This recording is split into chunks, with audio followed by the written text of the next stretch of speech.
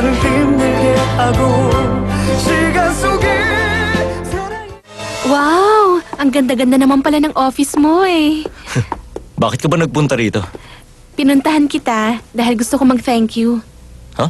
Gumawa ka ng paraan para lumaya yung mama niya. Huh? Oh, nagkita ba kayo ni Marivic?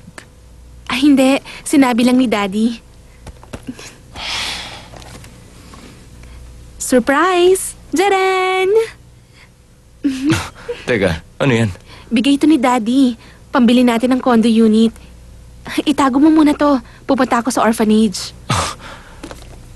Teka muna, paano nalaman ni Papa na ako ang tumulong? Sinabi sa kanya ng lawyer namin. Bakit? Hindi ba ikaw ang tumulong sa mama ni Marivic? Ha? Ako nga. Hindi ko sinabing ikaw ang ama. Pero sinabi kong nagpakasal ka dahil gusto mong kunin ang kumpanya nila. Kwento ko pa. Ano sabi ng Papa mo? Bakit? Oh, wala lang. Teka, mag-isa ka ba lalakad? Gusto mo ihatid kita?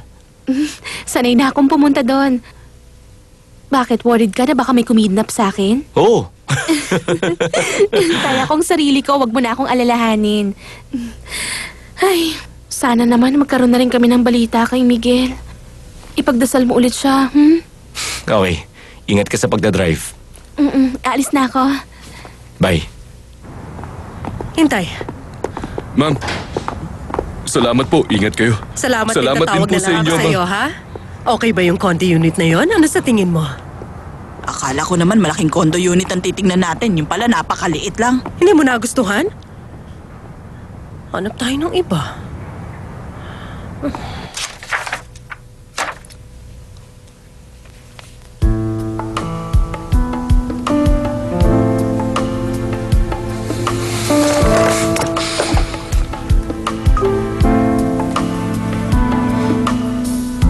Hello, Louie. Meron ako ipapahanap sa yung lalaki. Nawala siya nung bata pa siya. 6 years old siya noon. Si Miguel Yu. Kapatid ni Andrea.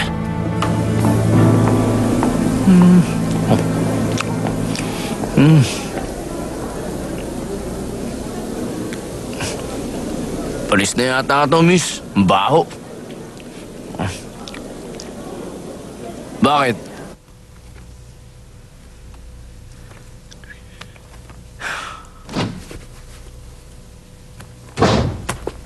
Di ba malapit na yung presentation?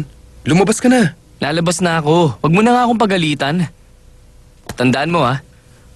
Huwag kang magsasalita ng ganyan kapag kaharap yung ibang staff, ha? Wala naman nakatingin. Naku, palusot ka pa. Sige ka, pag nadulas ka sa kanila, masisira ang magandang plano ni Uncle. Yung project ni Daddy? Yun nga, iilang tao lang ang nakakaalam dito na daddy mo siya. Kaya manahimik ka. Ingat ka. Sakyan mo ang palabas ng daddy mo na trainee ka lang dito. Para walang makahalata sa atin. Ay, oo na sir. Kailan pa ba niya ako ipapakilala? Sige na nga, sakyan ng trip niya. Okay, let's go.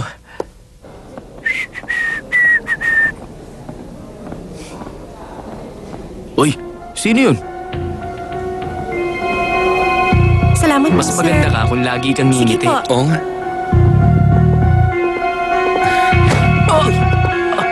Ano ka ba? Huwag nanakaw!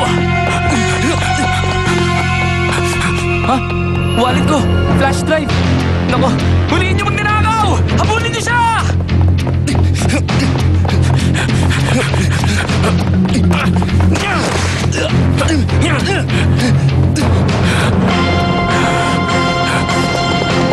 Hoy! Sabi ko sa'yo, teritoryo ko to! Oh, wallet mo. Salamat. Importante sa akin na laman ito eh. Salamat uli ha. Alam mo, malakas ang pangamoy na magnanakaw. Alam niya na makapal ang wallet mo. Ay, salamat. Buti na lang hindi nawala. Para yan sa presentation? Oh. Salamat talaga. Kung di dahil sa'yo, wala na to. Salamat uli. Card ko yan. Meron akong pupuntahang meeting. Tawagan mo na lang ako mamaya para mabayaran kita. Planning Team Director ng Dream Mall? Makakatulong kami sa pagunlad ng Noma Group. Dahil malawak ang karanasan namin pagdating sa negosyo, hindi mapapahiya sa amin ang branding nyo. Dodoblehin pa namin ang kita nyo. Hindi nyo pagsisisihan ang tiwalang binigay nyo sa amin dahil iingatan namin yon. Maraming salamat.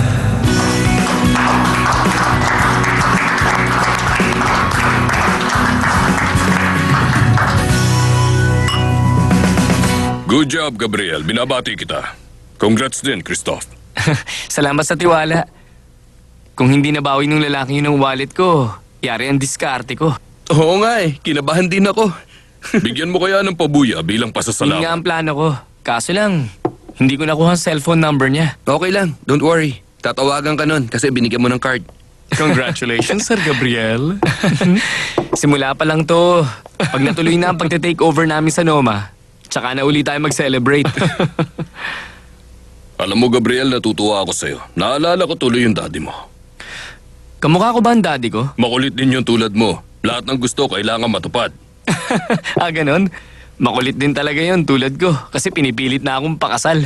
Mana ako sa kanya. Nga pala.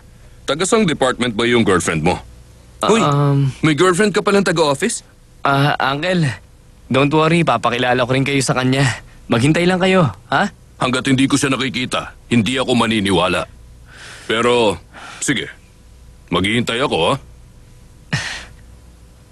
Tara na, tuloy na ang inuman. Sige, cheers! 기울은 한숨이 그대 눈물이 나를 힘들게 하고